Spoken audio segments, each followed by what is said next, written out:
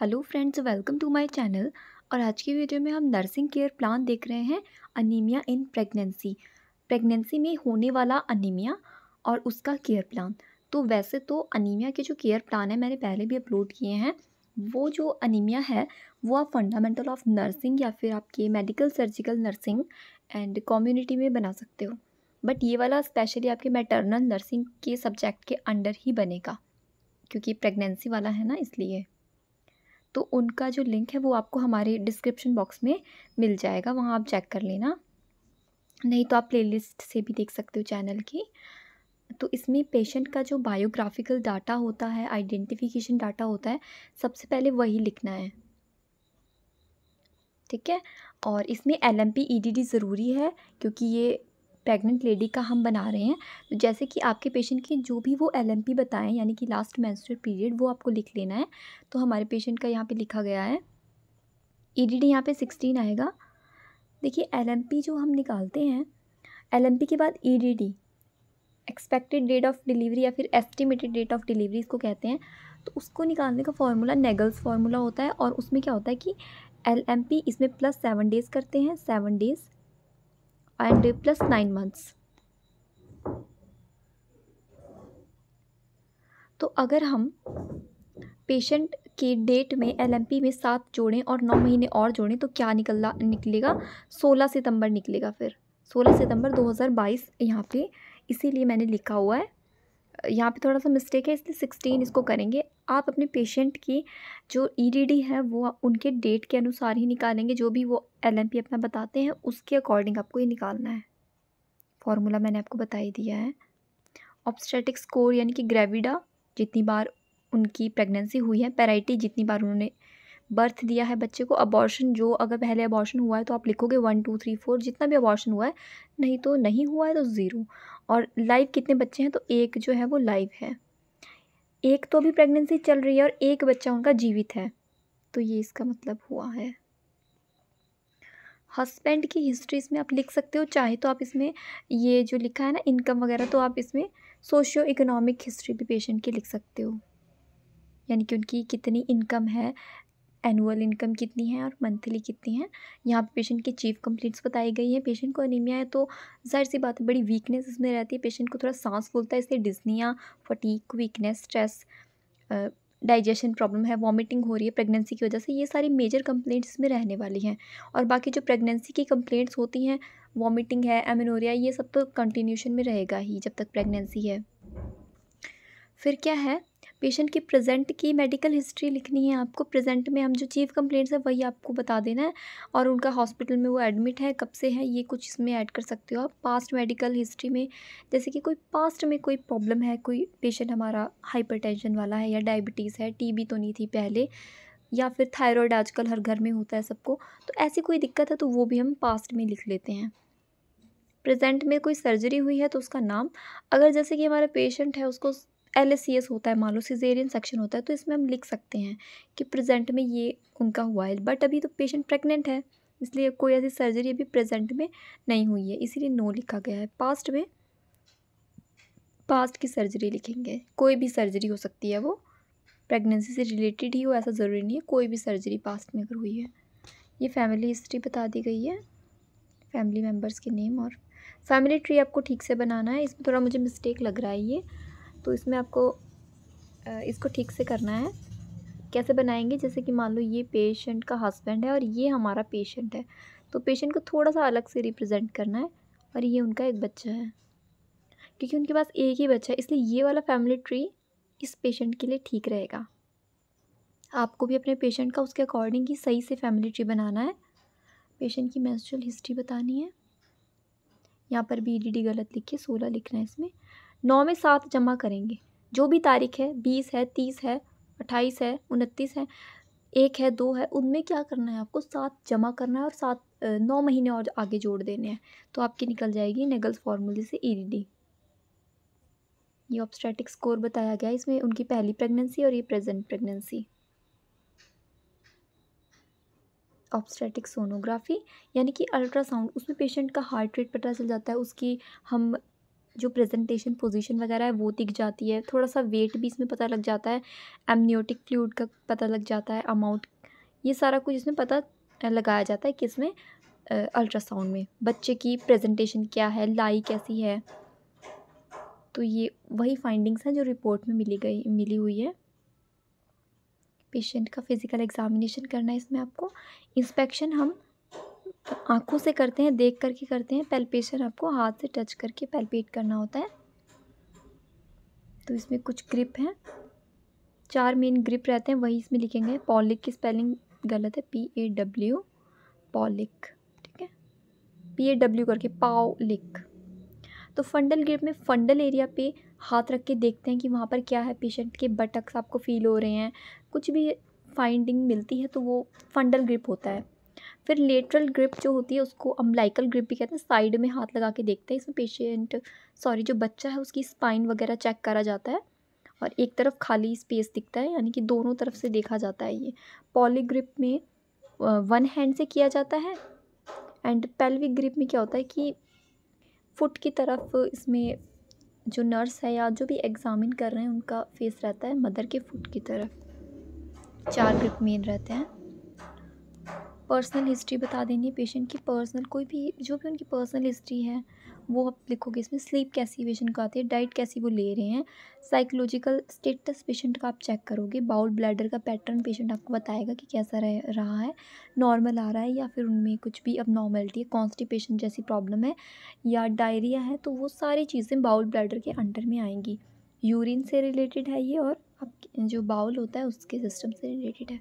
Socio economics status भी लिख देना है पेशेंट का। पेशेंट की जनरल अपीयरेंस लिखेंगे हम। Vital signs. फिर नेक्स्ट पेशेंट का head to foot examination complete करना है।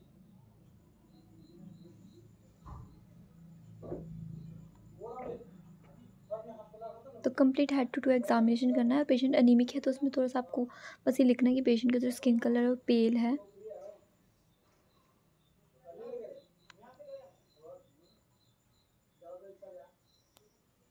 ये जो है वो ऊपर ईयर्स है, नोज़, कुछ भी अबनॉर्मेलिटी दिखाई देती है फिज़िकल एग्जामिनेशन में वो हमको लिखना होता है फिज़िकल एग्जामिनेशन में, जो भी अबनॉर्मेलिटी है, ठीक है। कार्डियो रेस्पिरेटरी सिस्टम या कार्डियो पल्मोनरी सिस्टम ये भी आप लिख सकते हैं इसमें।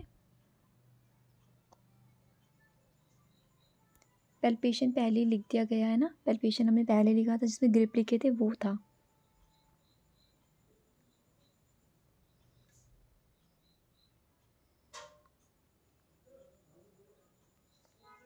यहाँ पर पेशेंट का इन्वेस्टिगेशन लिखा गया है।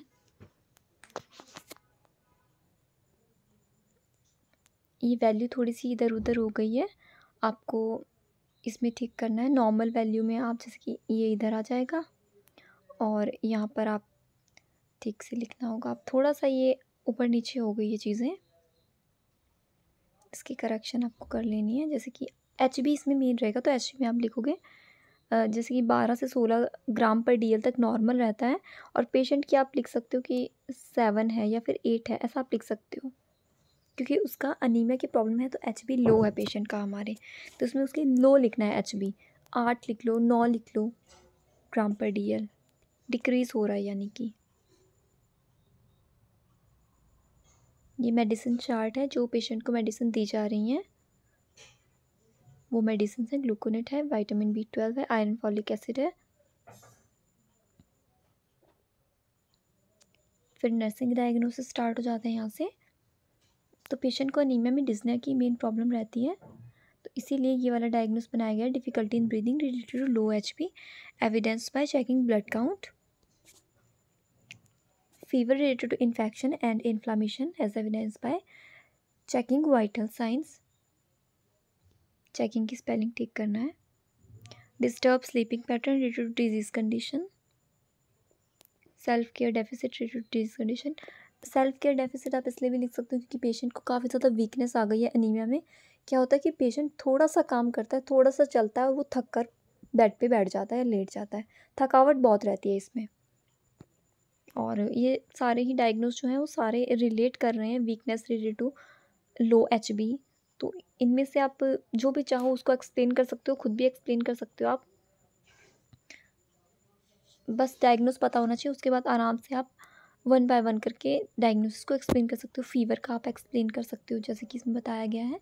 असेसमेंट आपको करना है, पेशेंट से पूछना है, तो वो जो भी चीज़ बताएगा वो सब्जेक्टिव डाटा है हमारा। हमने जो ऑब्ज़र्व किया वो ऑब्जेक्टिव डाटा है। गोल सेट करना है कि हमको पेशेंट का जो फ़ीवर है उसको रिड्यूस करना है, ये हमारा मेन गोल है। ये गोल के बाद आप इसको हटा दो, सीधे आप इंटरवेंशन, रैशनल इम्प्लीमेंटेशन और इवैल्यूएशन लिख सकते हो। फिर नेक्स्ट है disturb nutritional pattern related to body requirement.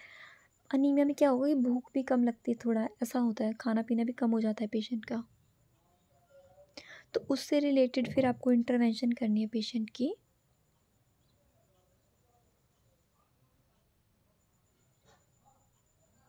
Sleeping pattern disturb है, वीकनेस है, जो भी आप डायग्नोस बनाते हो उनको एक्सप्लेन करना है आपको।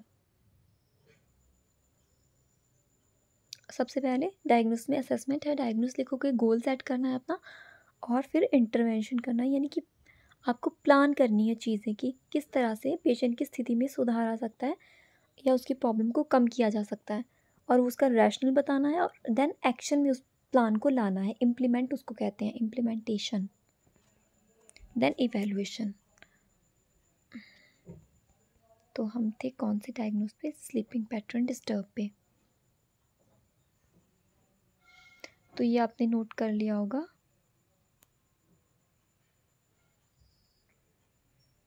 यहाँ पे नर्सेज नोट लिखे गए हैं, तो आप ये भी बना सकते हो। अगर आपके फॉर्मेट में बताया गया है तो आप नर्सेज नोट भी बना सकते हो। इसमें अपनी तारीख के हिसाब से आपने क्या केयर प्रोवाइड करी वो आप लिख सकते हो, टाइम लिख सकते हो। जैसे कि पेशेंट का इसमें कुछ कॉलम्स बनाए जाते हैं, इसमें डेट है, टाइम है, डाइट है पेशेंट की, और जो मेडिसिन है वो उनके नाम आपको लिखना है, नर्सिंग रिस्पॉन्सिबिलिटी लिखनी है। कुछ ये चीज़ें मेन है इसमें, बाकी ऐसा कुछ है नहीं। नर्सेज नोट लिखना इतना मुश्किल काम नहीं है, मतलब जो आपने काम किया है बस वही है उस तारीख का। आप ये नर्सिंग नोट जो होते हैं ये 3 भी बना सकते हो, और इसमें तो एक ही है। हेल्थ एजुकेशन प्रोवाइड करनी है पेशेंट को, सेल्फ केयर के बारे में आप बता सकते हो, डाइट के बारे में पेशेंट को बता सकते हो कि उनको जो डाइट लेनी है उसमें आयरन रिच भी इसमें ऐड कर लेना। आयरन रिच डाइट इसमें लेनी है क्योंकि वो अनीमिक है, और ग्रीन लीफी वेजिटेबल्स ज़्यादा से ज़्यादा लेनी है जिसमें आयरन हो। किन में होता है? हरी सब्जियों में होता है, आयरन भी होता है, और जैसे गुड़ होता है उसमें भी होता है, एंड काफ़ी सारी चीज़ें होती है। अनार है आपका, उससे भी खून बढ़ता है। तो ये चीज़ें आपको ऐड करनी है, इसमें नहीं लिखी है तो आप खुद भी इसको लिख सकते हो, ठीक है? इसमें तो है नहीं ना। बाकी जो हरी सब्जियाँ होती हैं उनमें विटामिन ए भी होता है। बाकी पेशेंट को बताएंगे कि पर्सनल हाइजीन का आपको अच्छे से ध्यान रखना है, हैंड वॉश करना है, पूरा प्रॉपर हाइजीन मेंटेन करना है, मेडिसिन टाइम टू टाइम लेना है, फॉलोअप के बारे में गाइड करेंगे। हेल्थ एजुकेशन में आप अपने आप भी लिख सकते हो, कुछ चीज़ें ऐड करके समराइज़ करना है टॉपिक को। समराइज़ यानी आपके पूरे आज के टॉपिक में एनसीपी में क्या चीज़ें मिली हैं, क्या चीज़ें थी। टॉपिक कंक्लूड करना है। समरी और कंक्लूज़न लगभग एक जैसा ही लगता है देखने में।